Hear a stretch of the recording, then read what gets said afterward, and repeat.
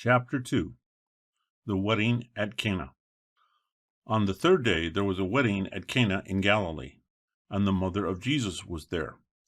Jesus also was invited to the wedding with his disciples. When the wine ran out, the mother of Jesus said to him, "They have no wine." And Jesus said to her, "Woman, what does that have to do with me?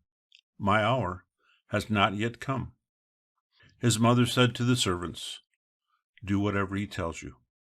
Now, there were 6 stone water jars there for the Jewish rites of purification, each holding 20 or 30 gallons.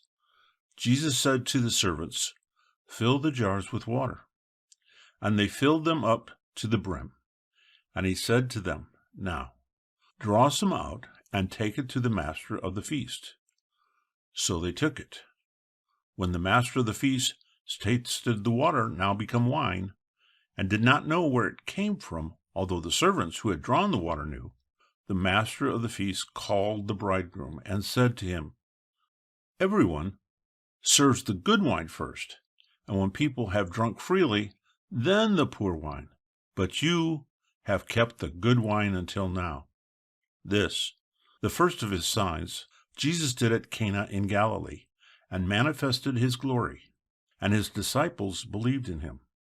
After this, he went down to Capernaum with his mother and his brothers and his disciples, and they stayed there for a few days.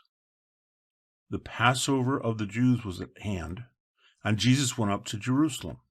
In the temple, he found those who were selling oxen and sheep and pigeons, and the money changers sitting there. And making a whip of cords, he drove them out of the temple with the sheep and oxen.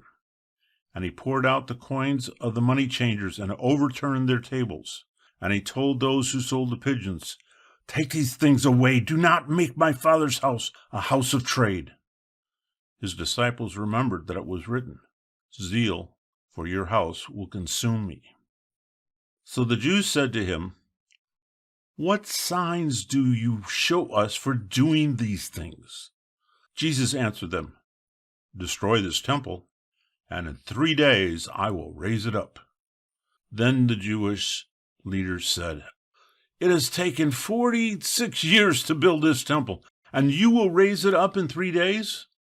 But he was speaking about the temple of his body. When, therefore, he was raised from the dead, his disciples remembered that he had said this, and they believed the scriptures and the word that Jesus had spoken. Now, when he was in Jerusalem at the Passover feast, many believed in his name when they saw the signs that he was doing.